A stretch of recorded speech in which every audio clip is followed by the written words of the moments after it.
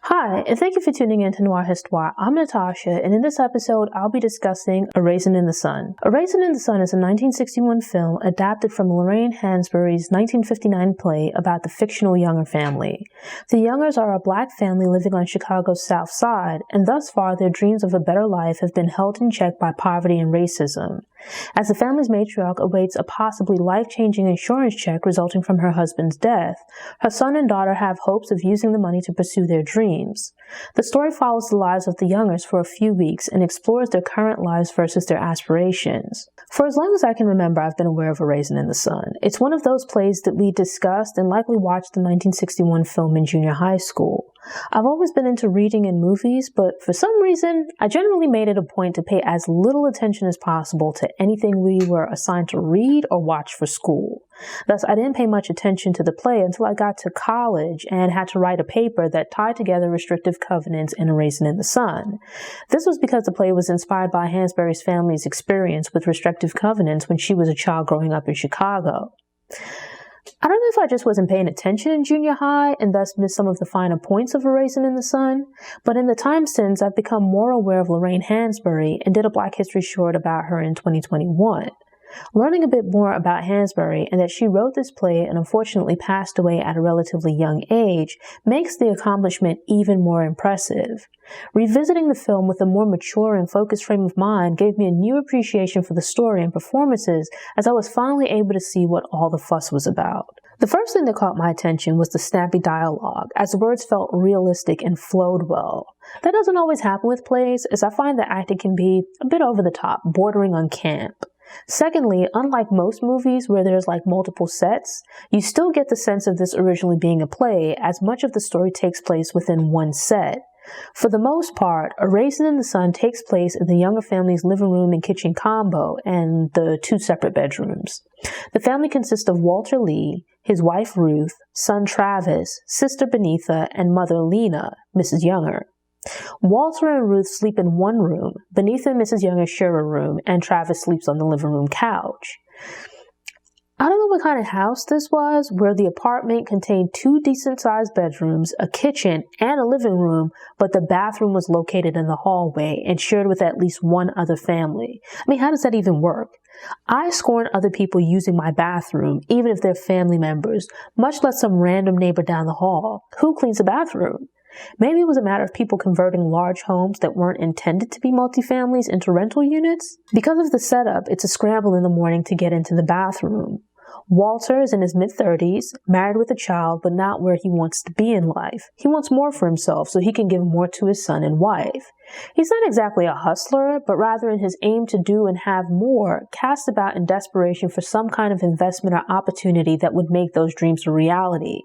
With all of these different business ideas, Walter views the money that his mother is supposed to receive as the answer to his prayers. There are three women in Walter's life: his mother, wife, and sister. Walter attempts to draw Ruth and Benitha into his plan to get Mrs. Younger to invest in his business ideas, but Ruth and Benitha want no part in trying to tell Mrs. Younger what to do with the money. They view the money as being hers and think she should do with it as she pleases. Walter has a good relationship with his son and a decent relationship with his mother, but there's a bit of push and pull with his sister and wife. Benitha is 20 years old and trying to figure out who she is and wants to be. The plan is for her to attend medical school to become a doctor, but in the meantime, she's also pursuing various interests and trying things out. Walter is a chauffeur, but has aspirations to be an entrepreneur and explores the possibility of various ventures. Yet he doesn't understand why Benitha has to aim so high as to be a doctor rather than a nurse, or simply just getting married and calling it a day. His view of Benitha's dreams is incredibly sexist. It's also hypocritical, as he spends much of the morning fussing about the lack of his family's support for his goals. He can understand why he as a man would want more out of life and believes he could go further with some encouragement. Yet he's dismissive of Benitha's dreams. It's unclear if this is a matter of sexism or jealousy towards Benitha possibly having a great career in the future that would enable her to achieve some of the things he would like for himself but has been unable to make a reality. I felt it was possibly a bit of both. Throughout the play, Walter comes across as a rather miserable person and a bit of a brat when dealing with his family. When Mrs. Younger appeared, it became clear where some of Walter's bratty behavior originated. She loves Travis, her grandson, as does everyone else in the house, but she rushes to make Travis's bed properly, while Ruth recognizes that it's been done improperly because he put no effort into doing it right. Mrs. Younger attempts to brush this observation aside by explaining that as a little boy, Travis doesn't need to spend his time thinking about housework. A basic thing like cleaning up behind yourself and keeping your home tidy is asking too much. There are all of these petty rules about what males should and shouldn't be doing to preserve their masculinity. Don't get me wrong, Mrs. Younger was a sweet older woman, but enabled Walter and was attempting to do the same with Travis. Yet I couldn't help but smile at her stating that she wasn't meddling, while meddling in everybody's business. The title A Raisin in the Sun comes from Langston Hughes's poem Harlem, which is also known as A Dream Deferred. Within the poem, Hughes asks the question of what happens to delayed or unrealized dreams. This theme of dreams and expectations, contrasted against the realities of Black men and women, is explored throughout Hansberry's play and film. Walter dreams big for himself, as does Beneatha, but he questions why the status quo can't be good enough for her. When Mrs. Younger and her late husband first got married, they had all kinds of hopes and dreams, but life and time have caused those aspirations to fall by the wayside. In the South, they expended so much energy just trying to escape to some degree of safety, and then once in Chicago, their attention was focused on basic survival. It's been so long since she thought about those old dreams that Mrs. Younger has to spend some time thinking about what she'll do with this money now that she has it. To be clear, the insurance check is for $10,000, about $87,000 to $92,000 in today's money, and isn't enough to make Mrs. Younger wealthy, but it's still enough money to make a meaningful impact on their lives if it's put to good use. Mrs. Younger has recently retired, and Ruth suggests that she take at least a little of the money and do something for herself as a reward for years of working hard and sacrifices, maybe going on a vacation somewhere and seeing a little bit of the world to enjoy herself. But it's so outside the scope of what Mrs. Younger has deemed possible that she brushes aside the suggestion. Ruth suggesting this as a way to use some of the money also gives insight into some of her unspoken dreams. Within the film, there's this push and pull between the Youngers trying to find themselves and find more for themselves in life. There's also an uncomfortable relationship between the old way of doing things and the new way of doing things. The people of Mrs. Younger's generation and how they did things are different from Beneatha's. And given the 15-year age gap between Walter and Beneatha, there's a generational gap there as well. There's a moment of tension between Mrs. Younger and Beneatha after Beneatha makes some statements that could be regarded as her being an atheist, or at least a non-believer. This is blasphemous to Mrs. Younger, who's quite religious, and it leads to an argument between the two about how they view the world and their place in it. The confrontation becomes rather heated and leads to Mrs. Younger slapping Beneatha. Out of respect for her mother, Beneatha backs down. Walter wants to follow in the footsteps of a friend who invested in a liquor business that generates 6 figures of revenue. Mrs. Younger isn't necessarily against investing in a business, but not liquor on moral grounds. She wants to put the money to good use, but has some limited views as to what they as a family are capable of achieving. Though it is admirable that she's unwilling to compromise her principles for money. Walter, on the other hand, seems more willing to operate in the gray while seeking success. Mrs. Younger laments how consumed her children seem to be with the thought of getting money. Despite them warring, we also see multiple instances where Walter and Beneatha are like two sides of the same coin. Beneatha is trying to find and figure herself out, while Walter is several years older and grappling with the fear that the hopes and dreams he has for himself might not happen. Unlike Beneatha, he has a family and thus responsibilities, so he can't spend his time or money exploring. It seems he feels sorry for himself and is casting about in desperation for something to help him make more of his life. He's drowning, and self-pity is causing him to lash out at his family members. Walter gripes at his sister, is rude to his mom, and is cold towards Ruth. In desperate pursuit of money, Walter engages in behaviors that will push his family members away. Noticing this, Mrs. Younger is a bit disappointed to see what her children are becoming. She explains that when she and her late husband were living in the South, survival was their chief concern. They put all of their energy into just surviving the racism of the South. Coming to the North and settling in Chicago was a breath of relief. It felt like a vast improvement over what they'd left, and thus whatever little bit they had was enough for them. They had hopes and dreams beyond mere survival, but got caught up in the rat race. Just being in a comparatively safer environment made them a bit more comfortable, as they were relieved from the crushing pressure of the South. Those seemingly minor changes felt like a major relief. Now living in Chicago and seeing more of what the world has to offer, but feeling as though it's cut off from them, Walter and Beneatha also feel a crush of pressure. Feeling the limitations that society is attempting to put on them, they try to fight back in different ways. Walter desperately chases business ideas and, feeling unsupported, seeks solace outside the home.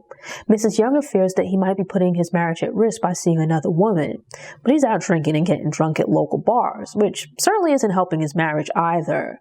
I rarely drink, but alcohol seems to be expensive at bars. If money is tight at home, no matter how little you might be spending, that's money you can put towards something else.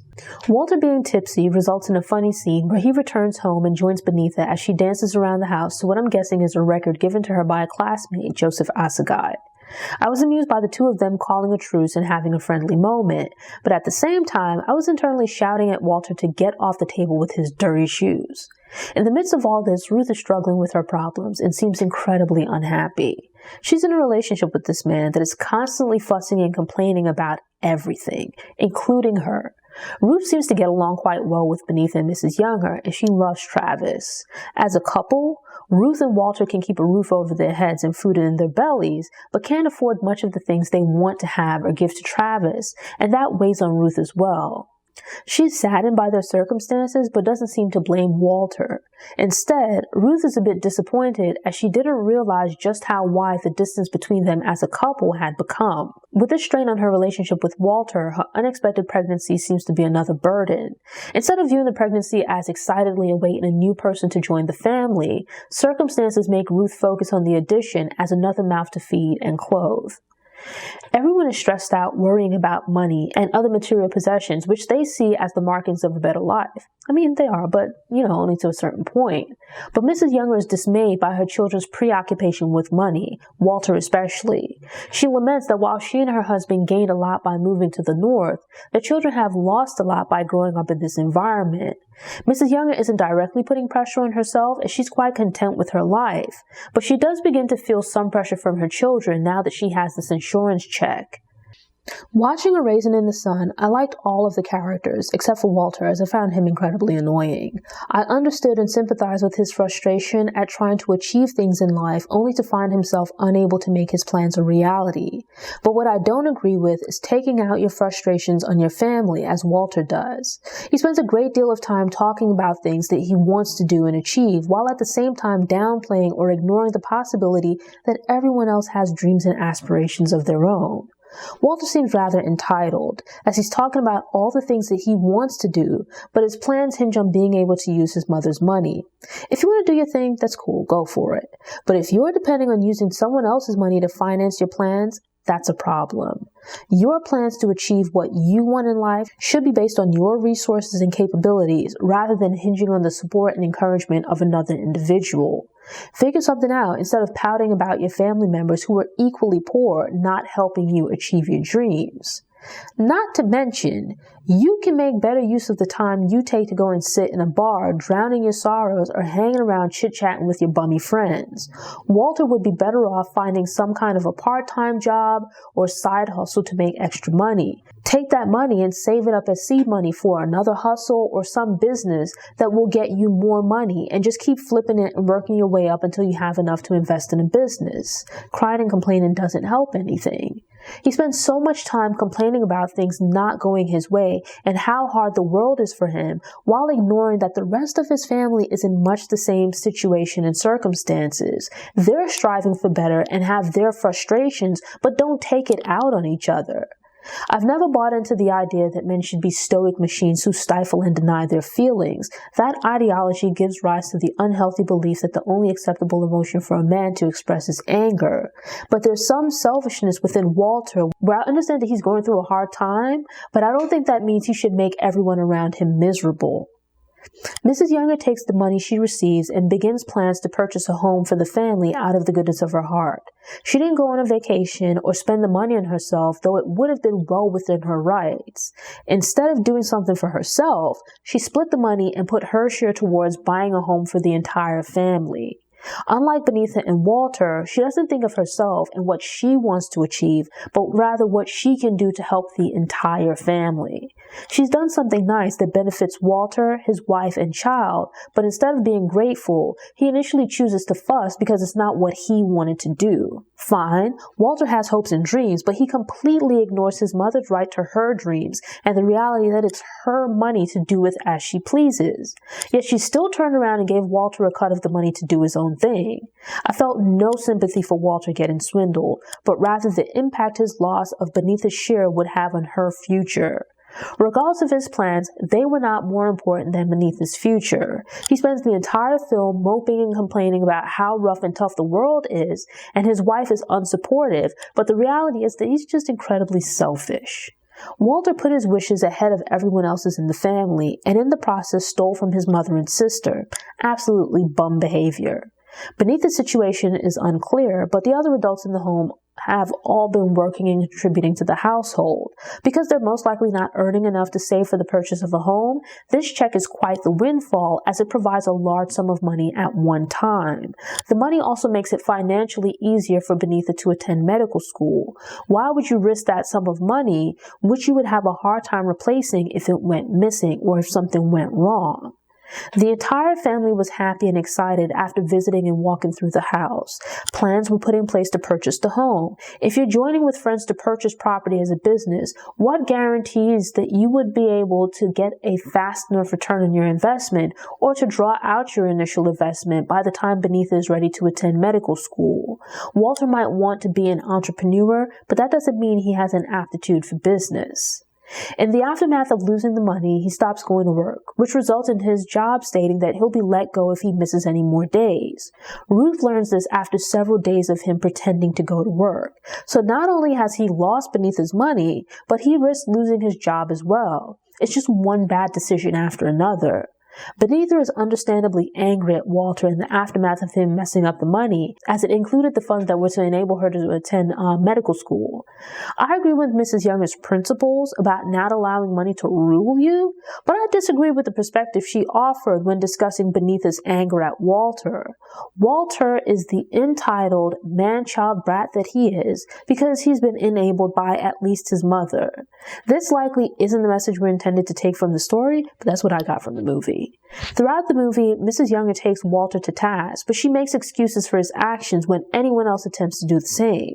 He's faced some hardships and hard times in his life, but that's him and everyone else. There's this idea that if he does wrong and feels sorry for himself, then they're supposed to pull together and support him. Walter losing the money was not an accident. It's not like he did what he was supposed to with the money and his friends then ran off. He took more than his share of the money, basically stealing from his sister, to do his own thing, which put Benita's ability to attend medical school in jeopardy.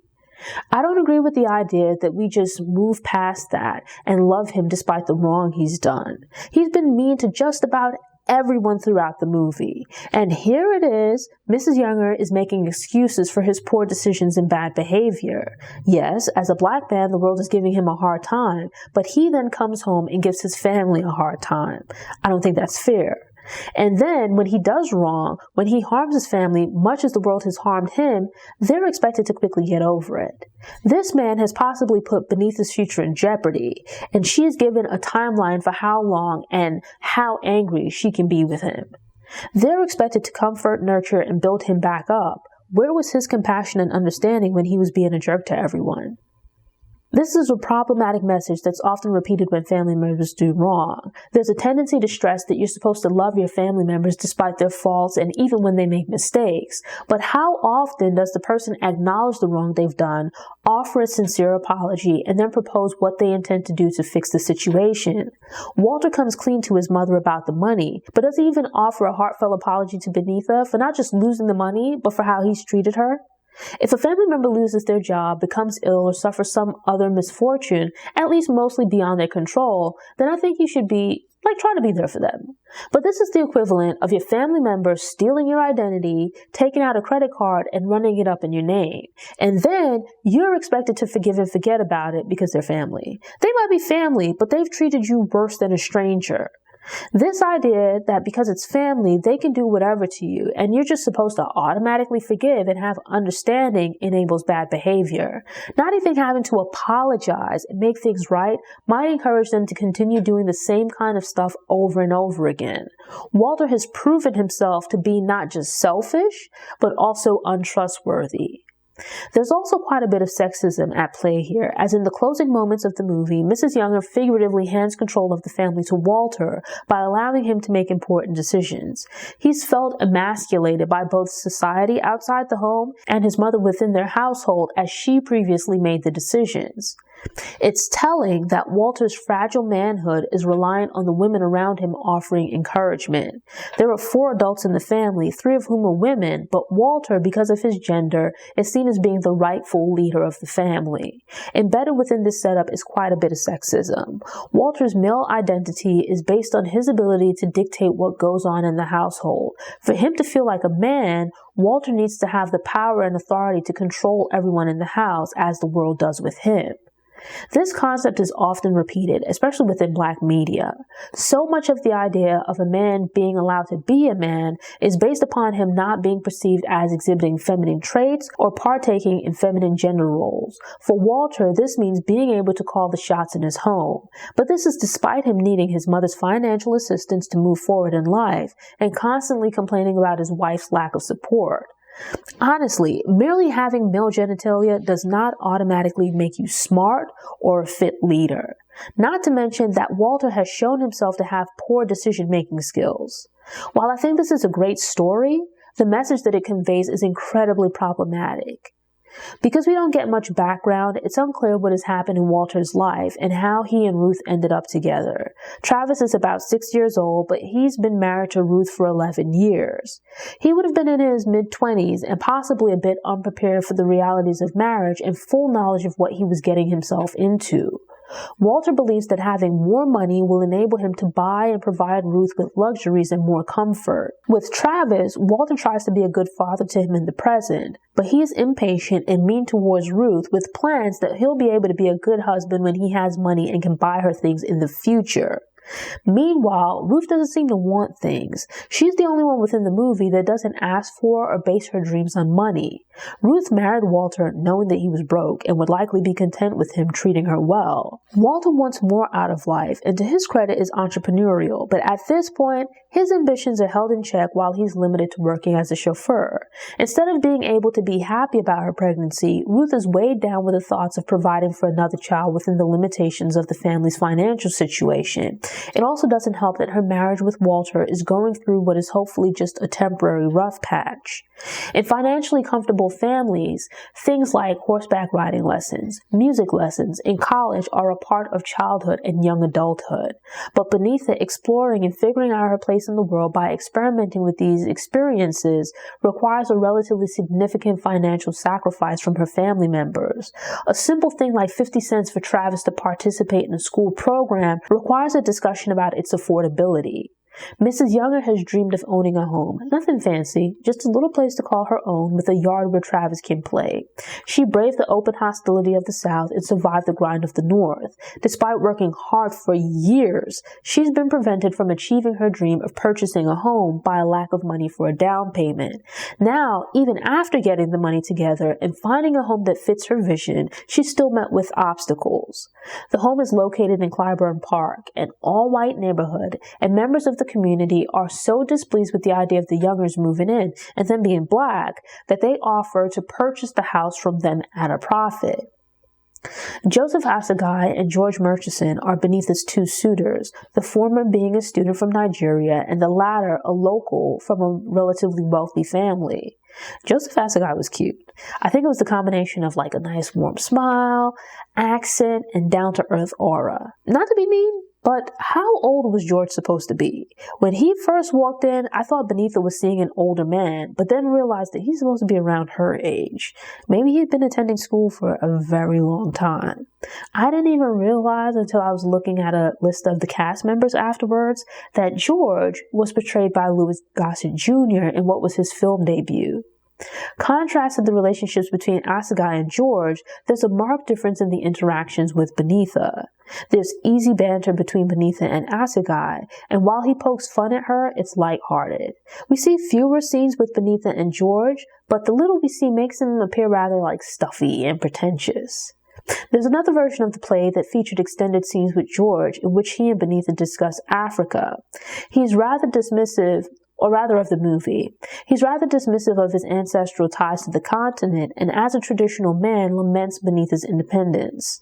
Assegai takes deep pride in his heritage, generously shares it with Beneatha, and encourages her varied interests. Comparing her interactions with the two suitors, Beneatha and Assegai seem as though they would be a good match and could be happy together. Thanks for tuning in. Show notes are available on the Noir Histoire website via the link in the episode description. If you enjoyed this episode and want more movie recommendations, subscribe to the channel, click the notification bell, and check out my movie review playlist.